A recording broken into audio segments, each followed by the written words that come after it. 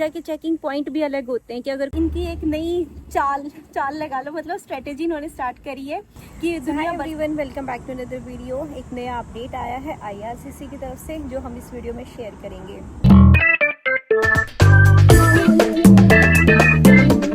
2024 और 2025 इन 2 सालों में इतने अपडेट आए हैं आईआरसीसी की तरफ से कि लोगों को याद भी नहीं है कि क्या क्या चेंजेस हुए हैं। कभी स्टडी वीज़ा को लेके, स्पाउस वीज़ा को लेके या फिर पीआर को लेकर।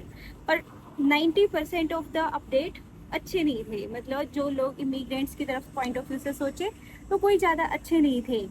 बट अब 2026 के लिए एक अपडेट आया है, मतलब अनाउंसमेंट अभी हो गई है, इम्प्लीमेंट होगा वो अगले साल।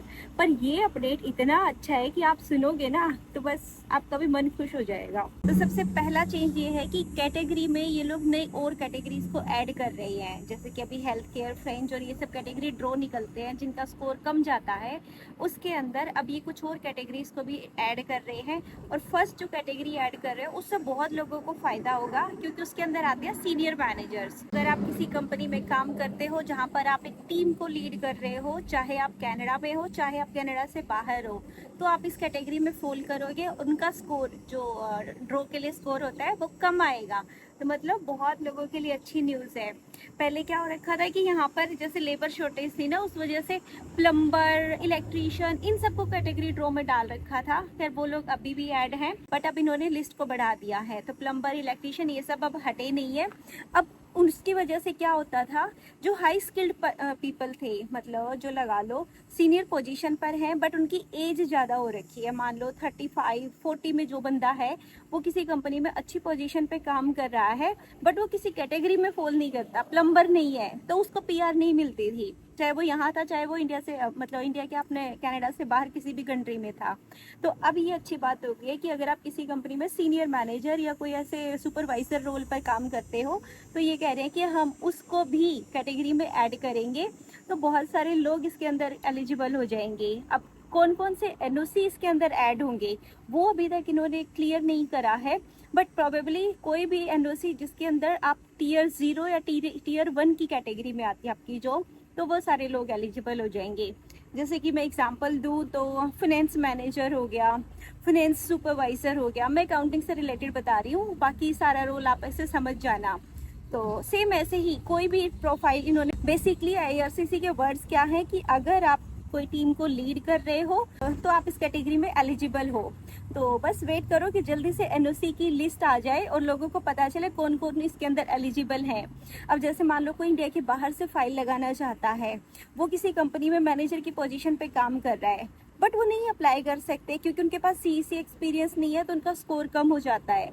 तो अब ये इनकी एक नई चाल लगा लो, मतलब स्ट्रेटेजी इन्होंने स्टार्ट करी है कि दुनिया भर से स्किल्ड लोगों को यहाँ बुलाना चाहते हैं और वही लोग आएंगे जिनको ऑलरेडी एक्सपीरियंस है। तो सीनियर मैनेजर कौन होगा, जिसको ऑलरेडी 10-12 साल का अपनी कंपनी में एक्सपीरियंस होगा, है ना, चाहे वो आईटी है या कोई भी फील्ड है। तो इसलिए मैं बोल रही थी कि अगर आप भी सुनोगे तो आप भी खुश हो जाओगे। बहुत सारे लोग कनाडा में ऐसे हैं जिनको 2-3 साल का एक्सपीरियंस हो रखा है, बहुत अच्छी पोजीशन पे वो लोग जॉब भी कर रहे हैं, एचआर मैनेजर या किसी भी जैसे परचेजिंग मैनेजर ऐसे रोल पर। बट क्योंकि वो कैटेगरी में फॉल नहीं करते, एज उनकी ज़्यादा हो गई है, तो एज की वजह से पॉइंट कम हो जाते हैं, तो वो लोग बेचारे पीआर नहीं ले पा रहे थे। तो उन लोगों के लिए अब एक उम्मीद हो गई है। इवन सिर्फ कनाडा में नहीं, कनाडा के बाहर वालों के लिए भी एक उम्मीद हो गई है कि भाई आपको अब हेल्थ केयर, फ्रेंच इन सब में घुसने की ज़रूरत नहीं है, बाकी कैटेगरीज में भी आपको इनविटेशन आ सकता है। सेकेंड अपडेट है, जो लोग रिसर्च एनालिस्ट हैं या फिर साइंटिस्ट हैं, एआई से रिलेटेड ऐसे वाली जॉब करते हैं, उन लोगों के लिए उनको भी इस कैटेगरी में ऐड किया जाएगा। तो मतलब सोचो, एक कोर्स है कनाडा में, मैं बताती हूँ, रोबोटिक्स। वो इंडिया में बहुत बिकता है, बहुत बच्चे आते हैं उसके लिए। तो उन बच्चों के लिए अब वो होप हो जाएगी कि वो जब अपनी स्टडी कंप्लीट करेंगे या फिर कर चुके होंगे तो उनको अब इस कैटेगरी में पीआर मिल जाएगी। तो अगर इंडिया में भी आप जॉब करते हो तो आप रिसर्च एनालिस्ट और ये ऐसी वाली जॉब ढूंढो। कौन कौन सी एनओसीज में फॉल करेंगी वो अभी भी नहीं बताया गया है, बहुत जल्दी ही आ जाएगी उसकी भी न्यूज़। बट ये भी बहुत अच्छी न्यूज़ है कि ये लोग और लोगों को ऐड कर रहे हैं। देखो, फ्रेंच सीखना इतना आसान नहीं है, मैं अपनी वीडियोस में बोलती हूँ, मुझे पता है, बट रियलिटी यही है कि इतना आसान नहीं है फ्रेंच सीखना। सेकंड कैटेगरी हेल्थ केयर थी, स्टेम थी, ट्रेड थी। इन सब के बाद कुछ कुछ इन्होंने ऑपरेशनल मतलब जैसे फिनेंस को इन्होंने किसी कैटेगरी में नहीं रखा गया आज तक, फिनेंस डोमेन में जो काम करते हैं, और ऐसे ही एचआर डोमेन वालों को, तो बहुत सारे ऐसे कैटेगरी पे बच्चे हुए थे जिनको नहीं रखा गया था। अब ये धीरे धीरे उनको ऐड कर रहे हैं। तो मतलब कनाडा को अपनी गलती का एहसास हो रहा है, पर थोड़ा सा लेट हुआ कि भाई ऐसे तो स्किल्ड पीपल तो आएंगे ही नहीं, ऐसे तो लेबर वाले ज़्यादा आ रहे हैं, है ना। कंपनी कनाडा में खाली हो रही है, जिन लोगों के वीज़ा एक्सपायर हो रहे हैं और वो जो जा रहे हैं छोड़ छोड़ के, बहुत सारी इंडीड पर ऐसे ओपनिंग देखने को मिलती है आजकल। और थर्ड अपडेट आया है जिसके लिए सबसे ज़्यादा क्वेश्चन पूछे जाते हैं मेरी वीडियोस पे भी ज़्यादातर, या तो आर्मी वाले लोग आते हैं या फिर एजुकेशन वाले लोग आते हैं कि हम कैसे पीआर अप्लाई कर सकते हैं। तो उन लोगों के लिए ये अपडेट है। आज तक हिस्ट्री में कभी ऐसा नहीं हुआ था कि आर्मी को कैटेगरी में या फिर कनाडा की पीआर में इनविटेशन आ जाए। एक्चुअली क्या होता है कि आर्मी में जब कोई जॉब करता है उन लोगों को थोड़ा सा एक्सप्रेस एंट्री और इन सब से मतलब वीज़ा देने से अलग रखा जाता है। उनका वीज़ा के चेकिंग पॉइंट भी अलग होते हैं कि अगर कोई आर्मी में जॉब कर रहा है वो कनाडा का विजिटर वीज़ा अप्लाई करे तो वो लोगों के लिए चेकिंग पॉइंट भी अलग हो जाएंगे, बहुत तरीके से जांच होती है। बट अब कनाडा वालों ने अनाउंस किया है कि ये लोग जो लोग आर्मी में जॉब करते हैं उसको भी ऐड कर रहे हैं कैटेगरी ड्रॉ में। मतलब ये चाहते हैं कि इनकी आर्मी ज़्यादा स्ट्रॉन्ग हो जाए, इसलिए ये लोग ऐसा कर रहे हैं। तो मतलब किसी भी कंट्री में अगर आपने आर्मी में जॉब करी है को भी कैटेगरी ड्रॉज का पार्ट बनाया जाएगा।